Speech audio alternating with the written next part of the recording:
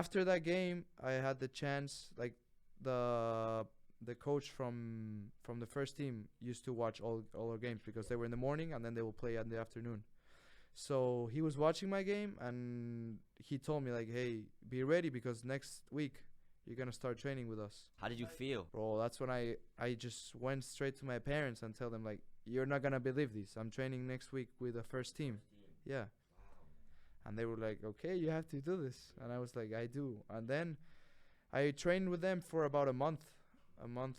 I trained no debut. I was training with them all my week and playing with the U20. So it was amazing because I was learning and I was learning a lot because there were only pro players, international players, Brazilians, Argentinians from all over the world. It was a tough team. And as soon as the next cup game was, the coach told me you're gonna go to the bench. Like he told me a week before maybe, and I said, "Fantastic, this is the time." I was in the bench, and around the 70th minute, he subbed me in, and that's when I made my debut. And bro, amazing. And then I went to a couple more games to the bench. It was great. I didn't play, but then after, it was a COVID, so COVID affected me a lot there, bro. Yeah, COVID honestly fucked me. Honestly, like it was. I was in my peak, and soccer was canceled, games were canceled, and this coach, Michel Gonzalez, he's right now in Getafe, I think. He's in Spain in La Liga. He's important coach. He was there in Pumas, and as soon as COVID hit, he had some familiar problems. Like I think so, one close familiar to him got COVID, so he quit the team.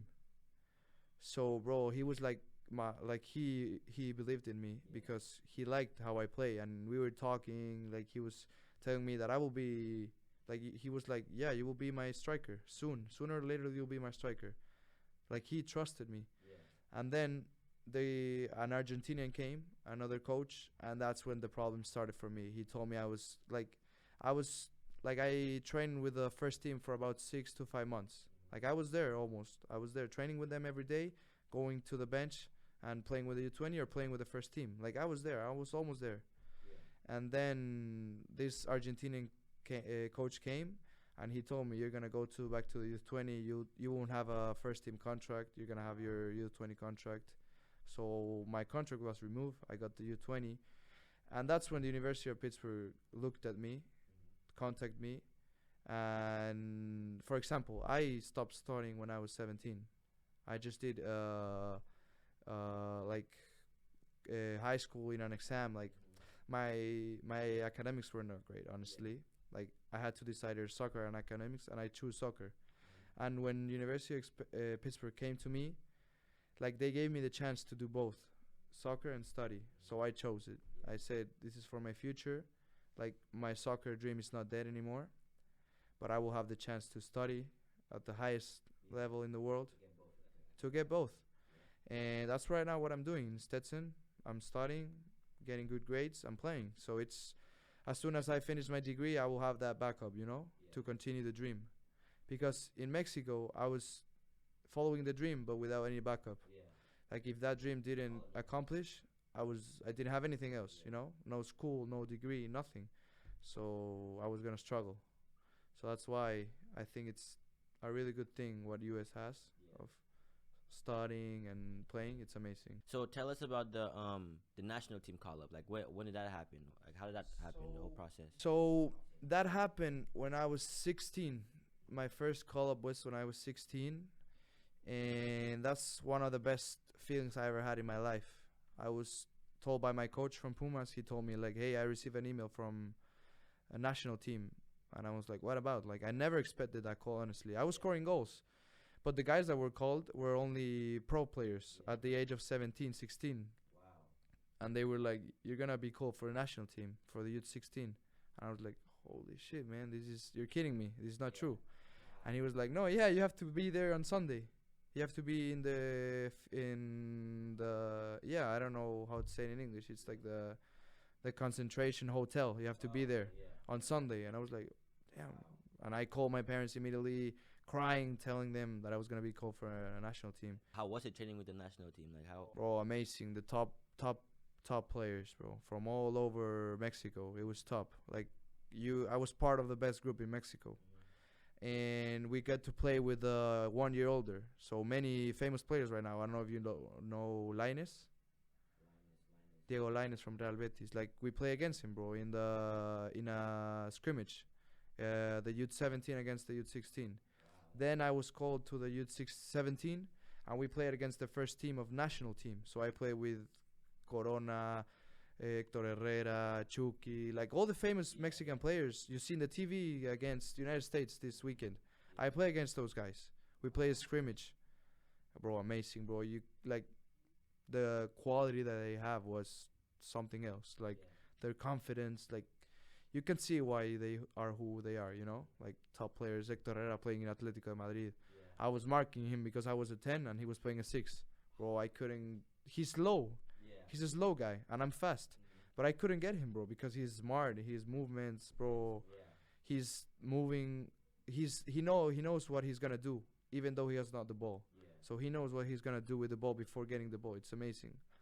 And did you ever get to play for Mexico, like on a national level, like play against? I just played like friendly matches, but not real like tournament, not a World Cup, nothing like that. No, I didn't. I wish I could, and I wish someday I could. But not really. How do you like it in the U.S. compared to Mexico? Like the transition, like what? I mean, the soccer is different. Honestly, here in college it's more dynamic, more fast, more physical. In Mexico, it's more like talented. I think players are more talented in there. But here, the physical and the speed of play, it's amazing. I've never seen something like that. Like. It's fast, really, really fast. And the subs that you can come in and come out during the whole game, it's like, it makes it way much more demanding. Because in a game, like, I don't know, I'm playing as a winger, and I know the left back is going to get tired during the whole game. Like, probably in the 80th minute, he's going to be dead. But here, if he's dead, they'll sub him out, and they'll sub him back in. So he gets, like, a second there. So that's why, like, it's kind of different. I think the level is... For example, the level between college and U23 in Mexico, I think is pretty similar because of the players you have. It's kind of similar, but it's not quite the same. I would say they both have their parts, but I think here is way more physical, and in Mexico, way more talented. That's how I would describe it. So, like, how is the fans in Mexico, like, for Pumas? Bro, for me, they're the biggest fans in Mexico. Like, they have the biggest crowd, probably. Like, the stadium has 90,000 people, and it usually in a good game against America or Chivas, it will be full. You will see 90,000 people, and they go crazy, bro. It's insane. And for example, when we were playing in the youth 17, youth 20, and we went to a semifinal or a final, the stadium would have a good amount of people, like 30, 20,000. Like even though we were like in a youth level, they will come and support us. Like. It's crazy how much like support you have in Mexico. Soccer's a big thing over there, right? It's the biggest thing.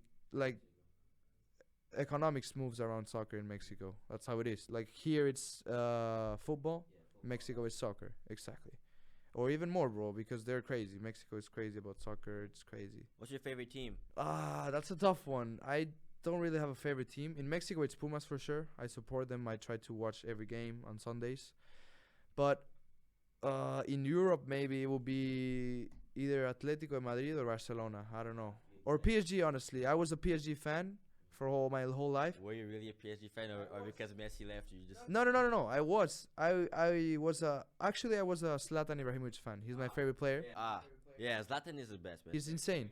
And as soon as he left from Milan to PSG, I loved him. I watched a game of him against Barcelona in 2014, I think, if I remember, and it was great, and it was amazing to see him in person. That's when like I started loving him, and that's when I started supporting PSG. But after that, I would say Atletico or Barcelona. You guys have a new Mexican player, right? Yeah, he's coming on January, so there will be 2 Mexicans, and hopefully there will be more. I think there will be more. We're like talking with some players from Mexico, and I think there'll be more. And like the team is very young, right? Yeah, I think it's mostly sophomores and freshmen. That's true. And we had like 4 seniors this semester, but that's it. Like we're very, very young, and like I think the team is getting way better. and I think we'll do good stuff next semester. Honestly, I think we'll be very very competitive and important. And I hope we win the conference and maybe play some NCAA matches. But in this season, I heard if you guys won your last regular season game, you guys would have had the first seed. Yeah, bro. We play against FGCU the last conference match, and bro, we were if we would have win that game, we would be champions, and we lost. So we were fourth place after that loss. And the semis against was it Liberty? Liberty was quarterfinals. We won, and then Lipscomb semifinals. That bro, it was How like what? I tuned in halftime to what? Yeah, and then it was 0-0. I come in second half and it's 4-0. I'm like, oh man, like what happened? well. It was basically our mistakes. Like honestly, we didn't deserve that goal score. We had a lot of chances the first half. We didn't score, and if we would have scored, it would be a different different match. But we had mistakes, a lot of mistakes, honestly, and we conceded goals for our mistakes. Like it was not like they were superior than us or anything like that.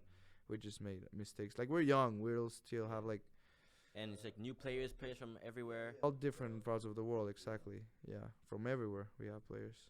I believe in you guys, man. Just have a good, talented group of players. You guys will do well, man.